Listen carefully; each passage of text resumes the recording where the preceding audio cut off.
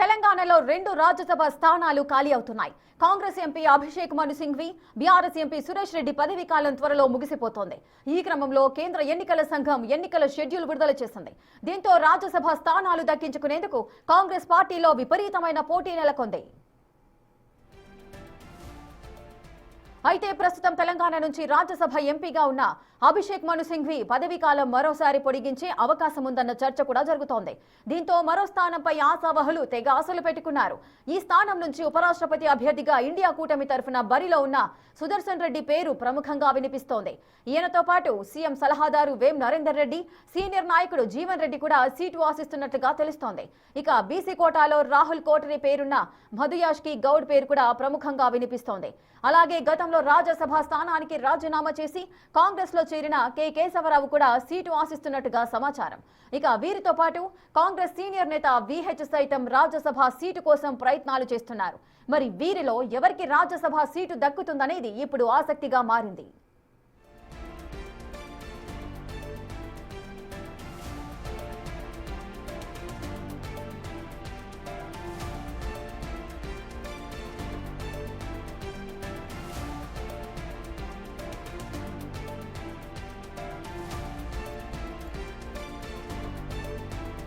ఇక తెలంగాణలో 2 రాజ్యసభ స్థానాలు ఖాళీ అవుతున్నాయి. కాంగ్రెస్ ఎంపీ అభిషేక్ మను సింఘ్వి, బీఆర్ఎస్ ఎంపీ సురేష్ రెడ్డి పదవీ కాలం త్వరలో ముగిసిపోతోంది.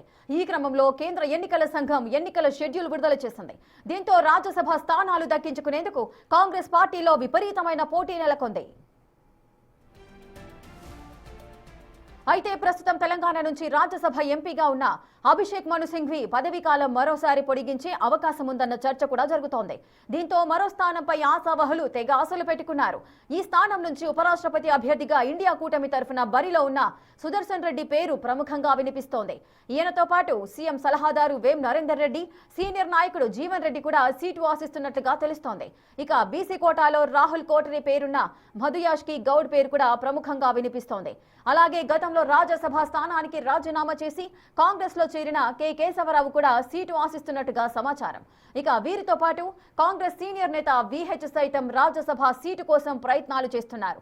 మరి వీరిలో ఎవరికి రాజ్యసభ సీటు దక్కుతుందనేది ఇప్పుడు ఆసక్తిగా మారింది.